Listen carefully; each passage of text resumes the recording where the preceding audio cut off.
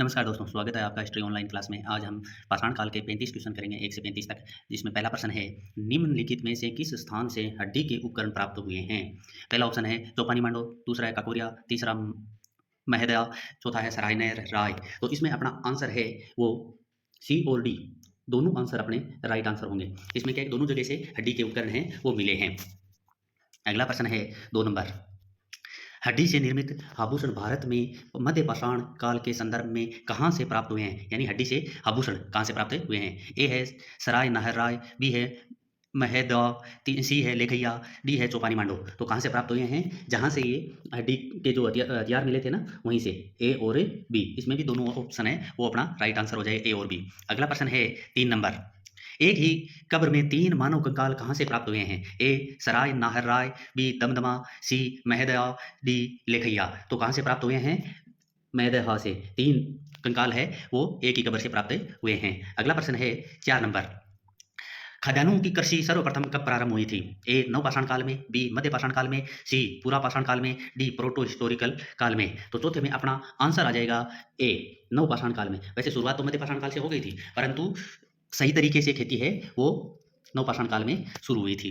अगला प्रश्न है, भारत में मानव का सर्वप्रथम साक्ष्य कहाँ मिलता है। ए नीलगिरी की पहाड़ियाँ, बी शिवालिक पहाड़ियाँ, सी नलमाला पहाड़ियाँ, डी नर्मदा घाटी। तो पांचवें में अपना राइट आंसर हो जाएगा नर्मदा घाटी।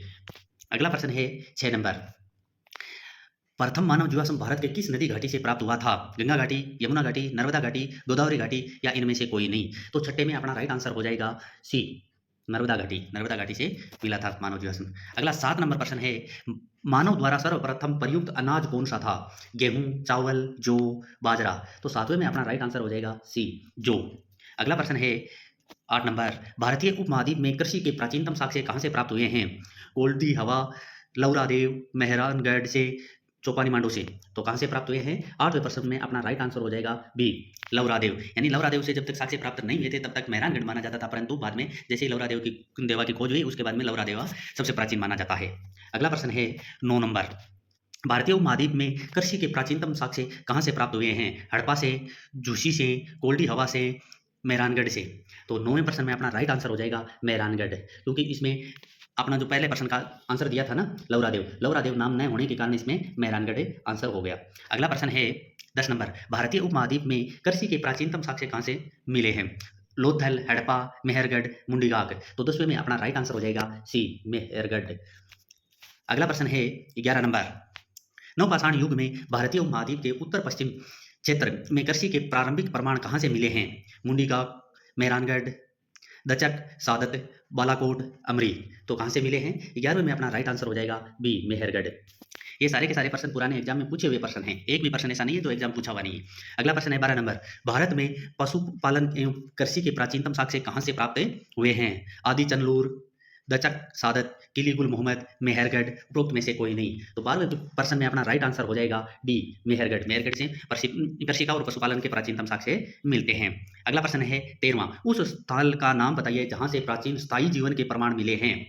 ए भीमबेटका, बी किली गुल मोहम्मद, सी कालीबंगा, डी मेहरगढ़। तो 13वें प्रश्न में अपना राइट आंसर हो जाएगा डी मेहरगढ़। अगला प्रश्न है 14वां, निम्नलिखित में से किस स्थानों से मध्य पाषाण काल में पशुपालन के प्रमाण मिले हैं।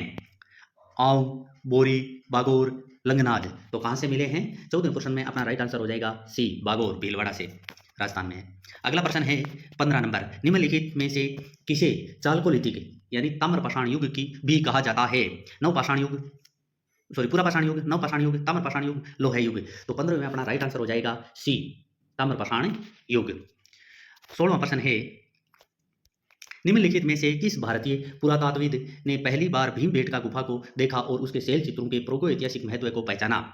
ए Madho Sarup Vats, B H D Sankalia, C V N Wakankar, D D N Mishra. तो 16वें में अपना राइट क्वेश्चन हो जाएगा सी वी एन वांकणकर महोदय ने सबसे पहले इनका महत्व समझा था। 17वां प्रश्न है, 11वां मृत भांड का नामकरण कहाँ हुआ था। ए हस्तिनापुर में, बी अक्षतर में, सी नोह में, डी लाल किला में। तो कहाँ हुआ था, 17वें प्रश्न का आंसर है वो हो जाएगा ए हस्तिनापुर में। अगला प्रश्न है 18 नंबर, ताम्रपाषाण काल में महाराष्ट्र के लोग मृतकों को घर के फर्श के नीचे किस दिशा में दफनाते थे। ए उत्तर से दक्षिण की ओर, बी पूर्व से पश्चिम की ओर, सी दक्षिण से उत्तर की ओर, डी पश्चिम से पूर्व की ओर। तो 18वें में अपना राइट आंसर हो जाएगा ए उत्तर से दक्षिण की ओर। अगला प्रश्न है 19 नंबर, निम्नलिखित में से किस स्थल से मानव कंकाल के साथ कुत्ते का कंकाल भी प्राप्त हुआ है? ए ब्रह्मगिरी, बी बुर्जहोम, सी चिरांद, डी मास्की। तो कहां से प्राप्त हुआ है? 19वें में अपना राइट आंसर हो जाएगा बी बुर्जहोम, ये कश्मीर में है। अगला प्रश्न है 20वां, निम्नलिखित में से किस स्थान पर मानव के साथ कुत्ते को दफनाने का साक्ष्य मिला है? बुर्जहोम, कोल्डी हवा, चौपानी मांडो, मांडा। तो कहां से मिला है? 20वें में अपना राइट आंसर हो जाएगा ए बुर्जहोम। अभी जो पहले आया था, ये अलग परीक्षा में आया हुआ है, अलग अलग परीक्षा में आए हुए प्रश्न है। अगला प्रश्न है 21 नंबर, गर्द आवास के साक्ष्य कहां से प्राप्त हुए हैं? बुर्जहोम, बी कोल्डी हवा, सी ब्रह्मगिरी, डी संगनकल्लू। तो कहां से प्राप्त हुआ है? 21वें में बुर्जहोम। अगला प्रश्न है 22 नंबर, विंध्य क्षेत्र के किस शिलाश्रय से सर्वाधिक मानव कंकाल प्राप्त हुए हैं? मुरहना पहाड़, धोरिया, बगई खोहे, लेखैया। तो 22वें में अपना राइट आंसर हो जाएगा लेखैया, डी ऑप्शन अपना राइट आंसर हो जाएगा। अब 23वां प्रश्न है, निम्नलिखित कथनों पर विचार कीजिए। तो अभी कथन है, विंध्य क्षेत्र के पाषाण युगीन लोगों ने न्यूनतम भूस्तरीय काल के अंत में गंगा घाटी में प्रवास किया। कारण, जलवायु परिवर्तन के कारण इस काल में शुष्कता बढ़ गई थी। अब इसके ऑप्शन देखो, ए और आर दोनों सही है तथा आर ए की सही व्याख्या करता है। ए और आर दोनों सही है परंतु आर ए की सही व्याख्या नहीं करता। सी ए सही है आर गलत है, डी ए गलत है आर सही है। तो इसमें अपना आंसर हो जाएगा ए, दोनों सही है और आर ए की सही व्याख्या भी करता है। अगला क्वेश्चन है 24 नंबर, भारतीय पुरातत्व सर्वेक्षण निम्नलिखित में से किस मंत्रालय के अधीन कार्य करता है?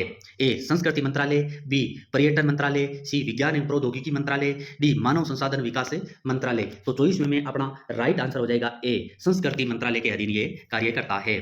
25वां प्रश्न है, भारतीय पुरातत्व का जनक किसे कहा जाता है? A Alexander Cunningham, B John Marshall, C Mortimer Wheeler, D James Prinsep. तो किसे कहा जाता है? 25वें में ए अलेक्जेंडर कनिंघम को कहा जाता है भारतीय पुरातत्व का जनक।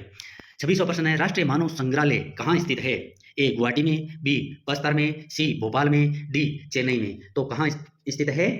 26वें क्वेश्चन का अपना राइट आंसर हो जाएगा सी भोपाल में। अगला प्रश्न है 27 नंबर, 27 नंबर प्रश्न, निम्न में से किस एक पुरा स्थल से प्राचीन संस्कृति से लेकर हड़प्पा सभ्यता तक के संस्कृति अवशेष प्राप्त हुए हैं?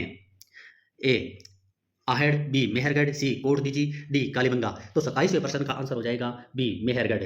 मेहरगढ़ में पाषाण काल से लेकर के हड़प्पा काल तक के जो अवशेष है वो मिलते हैं। अगला प्रश्न है 28 नंबर, नवदा टोली का उत्खनन किसने किया था?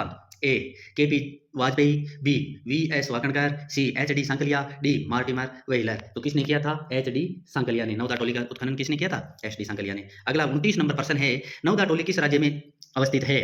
गुजरात, बी महाराष्ट्र, सी छत्तीसगढ़, डी मध्य प्रदेश। तो किस राज्य में अवस्थित है? मध्य प्रदेश में। नवदा टोली डी मध्य प्रदेश। 30वां प्रश्न है, मृग पाषाण काल स्मारकों की पहचान की गई है। दफनाने की परंपरा के रूप में, पत्थर की वेदिका के रूप में, मंदिर के रूप में, उपरोक्त में से कोई नहीं। तो 30वें प्रश्न का अपना राइट आंसर हो जाएगा बी पत्थर की वेदिका के रूप में। बी ऑप्शन अपना राइट आंसर हो जाएगा। 31 नंबर है, राख का टीला निम्नलिखित किस नवपाषाण स्थल से संबंधित है? ए बुरुजोम, बी ब्रह्मगिरी, सी कोटदीजी, डी संगनकल्लू। तो किससे संबंधित है? ब्रह्मगिरी से। अंश टीले, राख के टीले ये मिले हैं वहां से। अगला प्रश्न है 32 नंबर, भीमबेटका किसके लिए प्रसिद्ध है? गुफाओं के शैल चित्र, खनिज, बौद्ध प्रतिमा, सोना नदी का उद्गम स्थल। तो इसमें शैल चित्रों के लिए ये प्रसिद्ध है। ए ऑप्शन अपना राइट आंसर हो जाएगा। अगला प्रश्न है 33 नंबर, निम्न में से कौन सा स्थल प्रागैतिहासिक चित्रकला के लिए प्रसिद्ध है? अजंता, भीमबेटका, बाघ, अमरावती। कौन सा? भीमबेटका। बी ऑप्शन अपना राइट आंसर हो जाएगा।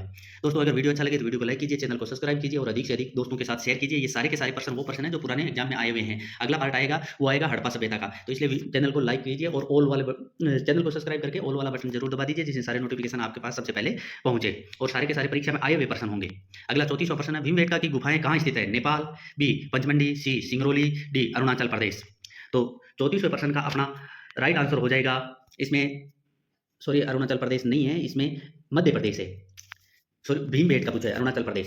भीमबेटका है वो अरुणाचल प्रदेश है। अगला प्रश्न है भीमबेटका, भीमबेटका मध्य प्रदेश, सॉरी अरुणाचल प्रदेश नहीं है, मध्य प्रदेश एमपी में है। कहाँ पे है? एमपी में। अगला प्रश्न है 35 नंबर, भारत में किस शिलाश्रय से सर्वाधिक चित्र प्राप्त हुए हैं? धारवाड़, भीमबेटका, बेलारी, आदमगढ़, भीमबेटका। ये अपना अंतिम प्रश्न था और इसका आंसर हो जाएगा भीमबेटका। इसी के साथ धन्यवाद।